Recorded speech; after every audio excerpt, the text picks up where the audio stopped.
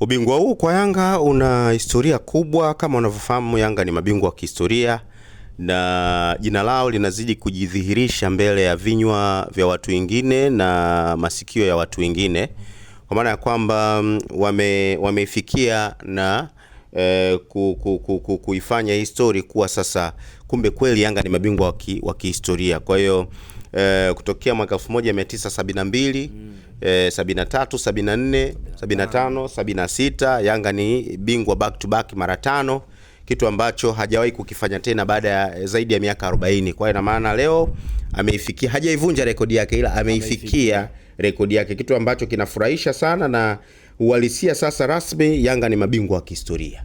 Kwa hiyo jina lao la mabingwa wa kihistoria na hicho wanachokifanya leo wanaishi kwenye uhalisia. Mchezo kiujumla, tumeshuhudia michezo mingi ikiwa na mvutano, lakini kubwa zaidi helicopter ilikuwa inatembea KMC na Meja Jenerali Samuyo. Tumeona Simba leo akiondoka na ushindi wa bao moja la mkwaju wa penalty, lakini Young Africa akishinda kwa mabao 3. Simba waliamini kwamba safari yao imeshafikia ukingoni kwa aina ya squad ambayo walianza nayo leo, tofauti na Young African. Kwanza kwa mwana Simba yoyote aliyokuwa naamini Simba anaweza kuwa bingwa, mimi nilikuwa namshangaa sana. Na kwa mtu yoyote aliyokuwa naamini eti mpira una maajabu yake, mimi naye nilikuwa namshangaa sana. Unajua mimi ni mtu wa kipekee sana ambaye kabla hizi timu hazijamaliza michezo hii miwili, yani walishacheza ule mchezo mmoja wakabakiza michezo miwili, mimi nilishawaambia watu Simba Sports Club kwa msimu huu kwenye ubingwa wa NBC Premier League ni kama wasahau. Kama wangelikuwa wana matumizi mazuri na sahihi ya muda, wangefocus zaidi kwenye CRDB Federation, lakini kwenye NBC kule ni kama wanajidanganya, kwa sababu aina ya michezo walikuwa kabaki nayo Yanga na aina ya michezo ambayo aliyokuwa nayo Simba. Kwanza mimi nilikuwa naona kama Simba bado alikuwa na kibarua. Hata hivyo Mungu aliwasaidia, walipocheza na Singida waliweza kushinda kirahisi zaidi, tofauti na nilivyofikiri. Hivi nani asiyejua kwamba Simba na Singida Black Stars shilingi ama shughuli inakuwa inasimamia kucha. Yaani Singida anayecheza na Yanga ni Singida tofauti anayecheza na Simba. Singida anayecheza na Simba yuko tayari kufia uwanjani, lakini Singida anayecheza na Yanga yuko tayari kutengeneza injury hata za watu au kuwapa watu wachezaji wake suspension, mradi tu akosekane kwenye mchezo dhidi yao na Yanga. Na ikionekana unacheza mpira mzuri dhidi ya Yanga na wewe ni Singida, kama ni mwalimu kibarua chako kitaota nyasi. Hebu tukumbuke jinsi ambavyo Yanga alicheza na Singida kule Zanzibar. Kocha alikuwa Patrick Ausems. Alionyesha msimamo na hakutaka mambo yote na stories zingine. Alitaka mpira upigwe. Uliona Yanga alishinda 1-0. Unaona kabisa kweli pale mwanaume kashinda.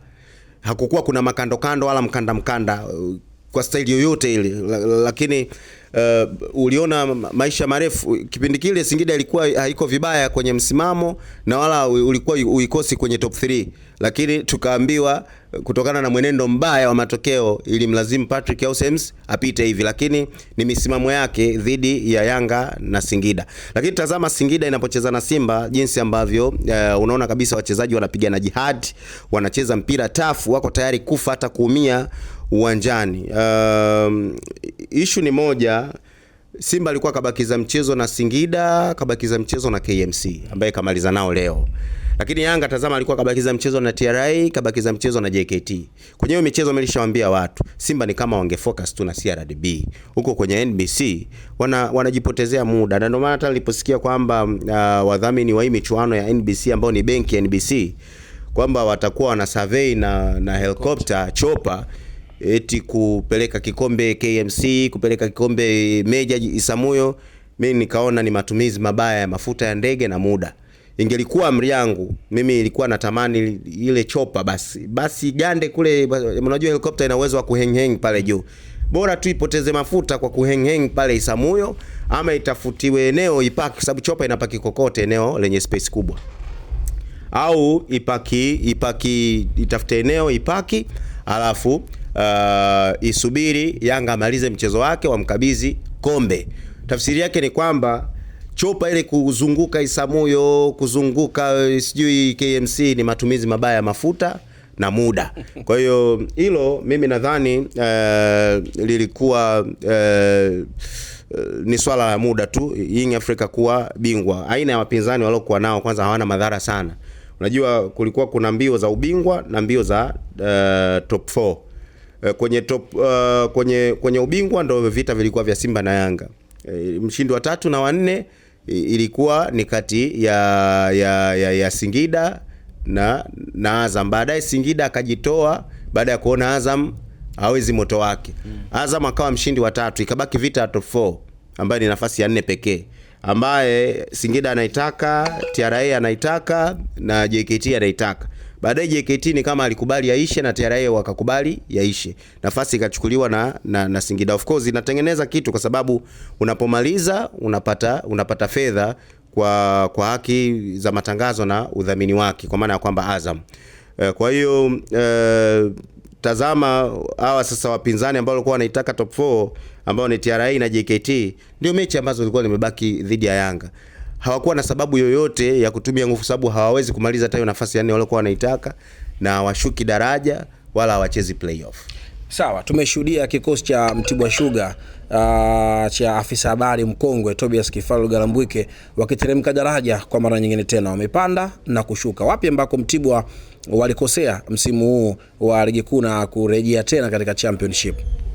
Mimi nadhani Mtibwa wenyewe hawajajua wanataka nini, kwa sababu wao umeisha gongwa na nyoka. Automatically ukiguswa hata na ujani lazima ushtuke kidogo, lakini Mtibwa wala haiwashtui hata kidogo. Japo wenyewe waliingia na slogan kwamba wamekwenda NBC Championship kwenda kufanya utalii na kufanya research kule wanaishije, lakini alikuwa ni maneno tu ya mkosaji baada ya kuporomoka ligi kuu kudondokea kule Championship.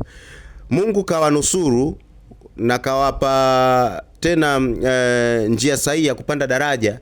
Wamerudi huku Premier League, wanarudia utoto ule ule. Wanakuwa hawako makini sana kwenye swala zima la usajili, kwa sababu unajua ukishapanda ina maana automatically, kwa mfano sasa hivi waliopanda si Kagera na Geita, ina maana wakifanya vibaya kosa la nani? Si kosa la kwao, kwa sababu wenyewe tena wana muda mzuri wa kuanza hata kutupia macho wachezaji ambao wanawaona kwenye ligi kuu soka Tanzania bara na hata wa mataifa mengine, kwa sababu wamemaliza ligi yao mapema. Huku bado ligi kuu inaendelea, na ligi kuu si ndio imesha leo. Lakini tazama Mtibwa wenyewe wamepanda daraja, lakini bado wamefanya utoto, hali iliyowagharimu tena kushuka. Kwa hiyo Mtibwa wamejikaanga na mafuta yao wenyewe. Shida ya Mtibwa, wanaamini katika vijana sana. Tuseme vijana wasicheze mpira, lakini wanaamini kwenye kukuza na kuwatumia, alafu tukiwakuza ndo watakwenda sehemu zingine. Of course Mtibwa wamezalisha. Leo hii tunazungumzia makatili wa mpira, majangili wa mpira, watu mafundi kabisa wametokea Mtibwa Sukari ambao wamecheza mpira kwa mafanikio.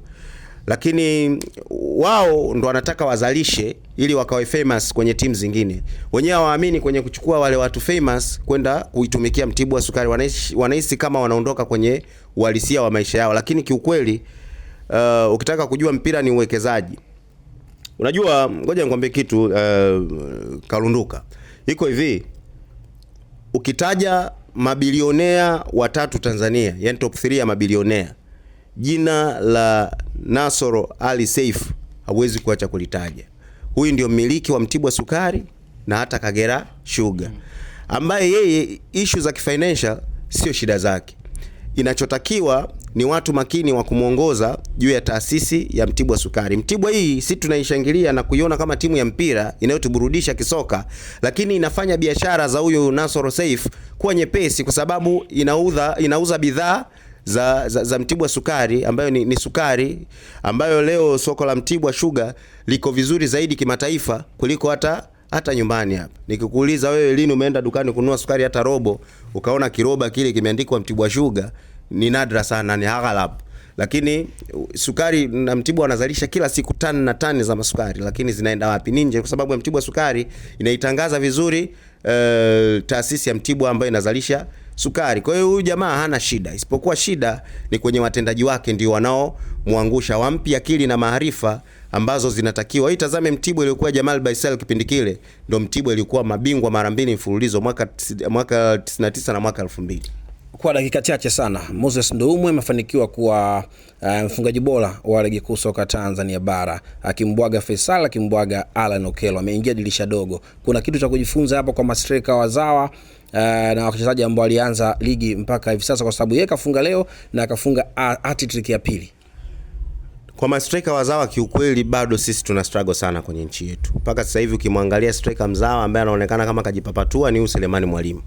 Lakini ukimwangalia huyu Mosi anajipapatua kama raia wa nchi nyingine, sio Mtanzania. Na hata ukiangalia walikuwa wanashindana nao unaona pia bado sio wa Tanzania. Kwa hiyo hata ukiangalia wakina Faisal Salum ni wa Tanzania lakini bado sio strikers. Kwa hiyo utaona kabisa kwenye issue ya washambuliaji sisi bado tunapiga mark time hapa nchini. Tafsiri yake ni nini? Hii inawapa somo na funzo kubwa sana. Yaani kwa nini ma strikers wa kimataifa wakija wanafanya vizuri kwenye ligi yetu ambayo inaonekana kuwa bora, afu si wenye ligi yetu tunaocheza hizi position tunashindwa kufanya vizuri? Mtazame Medi Kagere, sio? Mtazame Fiston Kalala Mayele, mtazame na Mosi Ndoumwe.